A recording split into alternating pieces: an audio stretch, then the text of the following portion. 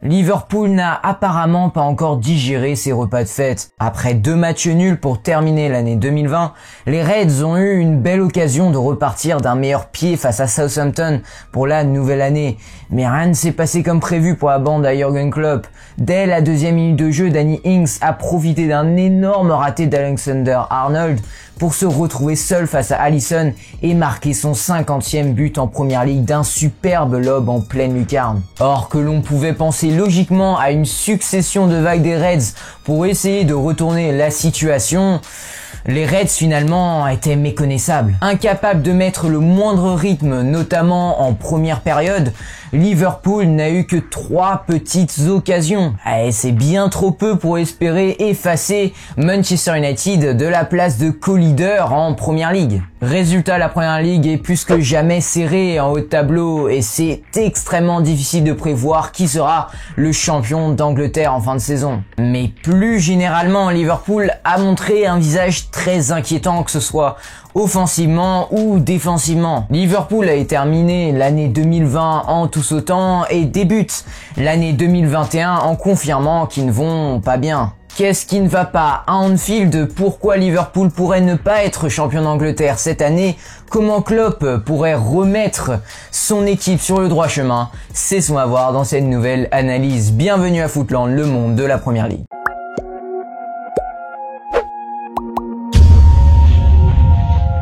Déjà, ce qui est frappant, c'est qu'il y a un vrai problème en attaque. Et c'est là où on peut se demander si Diogo Jota ne manque pas à cet effectif. Car oui, il s'est blessé au genou dernièrement. Et cette grosse blessure a laissé toute la responsabilité pour le trio d'attaque de Liverpool habituel, donc Firmino, Mané et Salah. Mais depuis la blessure de Jota, ces 3-là ont vraiment eu du mal à emballer les matchs. Mané, de son côté, a au moins apporté un petit peu de danger, mais Firmino et Salah, eux, semblent vraiment inactifs. En ce moment, leur première touche n'est pas très bonne et leur prise de décision également, et sont donc très faciles à défendre. Dans le dernier tiers, on assiste donc à une attaque qui manque de tranchant, qui manque d'inspiration. Southampton aurait dû être vulnérable, surtout que dans les cages, c'était pas le gardien numéro 1. Alex McCarthy était absent, mais son remplaçant Forster n'a quasiment rien eu à faire. Durant ce match, il n'y a eu qu'un tir cadré. Seul Mané a réussi à cadrer sa frappe à la 75e minute. Vous vous rendez compte un peu? Et c'est depuis 2015 que Liverpool n'a pas fait une prestation comme ça, avec seulement un tir cadré à partir de la 75e minute. Et Klopp, de son côté, n'a pas fait les changements nécessaires quand c'était clair que Liverpool n'avait aucune inspiration sur le terrain. Minamino a été intéressant contre Crystal Palace, où il a notamment marqué son tout premier but en Première Ligue. Mais Klopp ne l'a pas fait rentrer ces 3 derniers matchs. C'est assez bizarre. On espère en tout cas pour Liverpool que Jota va revenir le plus tôt possible et surtout que Klopp donne un peu plus d'opportunités à Minamino, surtout dans une attaque qui manque autant d'inspiration. C'est vrai que c'est assez marrant, on n'arrêtait pas de parler du manque de défenseur central à Liverpool, qu'ils allaient peut-être vraiment souffrir défensivement avec toutes ces blessures, mais finalement c'est cette attaque de Liverpool qui est le point faible de cette équipe. Si Liverpool ne va pas bien en ce moment, c'est surtout dû à cette attaque. Depuis la blessure de Van Dijk à Everton, la bande à Klopp n'a encaissé que 8 buts en 12 matchs. Ce n'est pas beaucoup. Mais il faut se remettre à l'évidence, l'absence de la charnière habituelle Joe Gomez-Van Dijk a quand même un gros impact sur cette équipe. On l'a vu ces derniers matchs, les Reds ont vraiment du mal à construire de derrière. Van Dijk et Joe Gomez, au-delà d'être très bons défensivement, sont aussi capables de bien construire, d'organiser le jeu des Reds. Et en plus de ça, Liverpool n'a jamais pu s'habituer, n'a jamais pu avoir une charnière centrale régulière, constante, n'a jamais pu avoir toujours la même charnière centrale. Et c'est bien d'avoir cette régularité, ça permet à l'équipe d'avoir une meilleure entente globalement. Durant ces 17 derniers matchs de Première Ligue, League, Liverpool a eu 10 différentes combinaisons en charnière centrale. C'est juste beaucoup trop. Mais en plus de ça, on a peut-être vu que Fabinho et Ederson pouvaient faire le job en charnière centrale, mais il manque clairement à ce milieu de terrain également. Ils sont vraiment indispensables plus haut sur le terrain, au milieu de terrain pour les Reds. Pour moi, le meilleur trio au milieu de terrain à Liverpool serait Fabinho, Henderson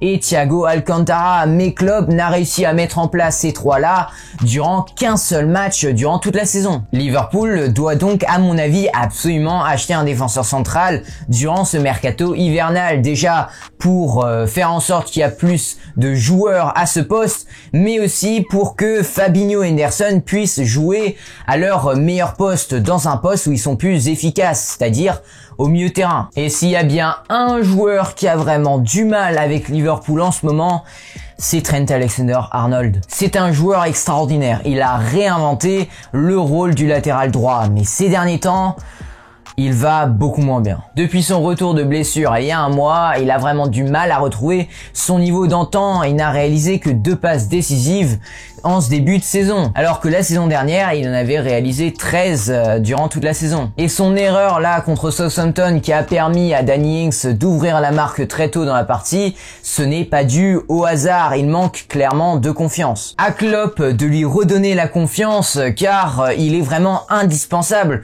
que ce soit défensivement mais surtout offensivement, car il apporte vraiment quelque chose à ce trio qui justement manque d'influence en ce moment. Un autre joueur qui devrait apporter beaucoup plus qu'il ne l'a fait jusqu'ici, c'est Thiago. Tout le monde disait qu'après son retour de blessure, Thiago Alcantara allait transformer cette équipe de Liverpool. Il ne l'a pas fait. Et ce qui est frappant, c'est que Thiago, quand il joue avec Liverpool, notamment contre Southampton, il est trop bas sur le terrain. Il doit être plus haut pour apporter cette créativité que les Reds ont absolument besoin. Voici justement une carte qui présente les différentes positions de Thiago durant le match contre Southampton. On peut clairement voir qu'il est trop bas sur le terrain et il doit être plus haut, comme je l'ai dit. Et la dernière chose qui est certainement la plus importante et qui rend Liverpool mauvais ces derniers temps, c'est la fatigue. Klopp a été vraiment surpris, notamment par la pauvreté de la performance de Liverpool au début de match contre Southampton. Les Reds étaient passifs, il n'y avait aucun pressing. Bien sûr, il y a les joueurs qui reviennent de blessures comme Thiago Alcantara ou Oxlade-Chamberlain qui manquent de rythme. Mais c'est surtout que Klopp n'a pas pu faire la rotation qu'il voulait ces derniers temps. Avec toutes ces blessures, il était obligé de mettre à peu près les mêmes sur le terrain. Firmino, Mohamed Salah, Mané, Robertson notamment. Résultat, ils sont de plus en plus fatigués et Klopp va devoir leur donner du repos s'il veut que son équipe retrouve un peu de peps. Les dégâts qu'a reçu Liverpool ces dernières semaines peuvent être réparés. Mais Klopp a du boulot, c'est le moins qu'on puisse dire. Et il y a un match qui est capital le 17 janvier 2021 contre Manchester United. C'est là où on verra si Liverpool va être capable de se relever. Les gars, si ce n'est pas déjà fait, je vous invite à vous abonner, à cliquer sur la cloche de notification pour ne rater aucune de mes prochaines émissions sur la Première Ligue. Toutes les émissions sur la Première Ligue ont lieu le dimanche à 18 h. Donc, ne ratez absolument pas ça. Je vous invite également à vous abonner à mon Instagram qui est dans la description. Je suis plutôt actif en ce moment. Et si ça vous intéresse, il y a une autre émission, cette fois-ci sur le monde du football, qui a lieu tous les mercredis à 18 h. Donc n'hésitez pas à aller voir ça également. Sur ce, moi je vous dis à la prochaine pour une nouvelle analyse palpitante. Allez les gars, ciao.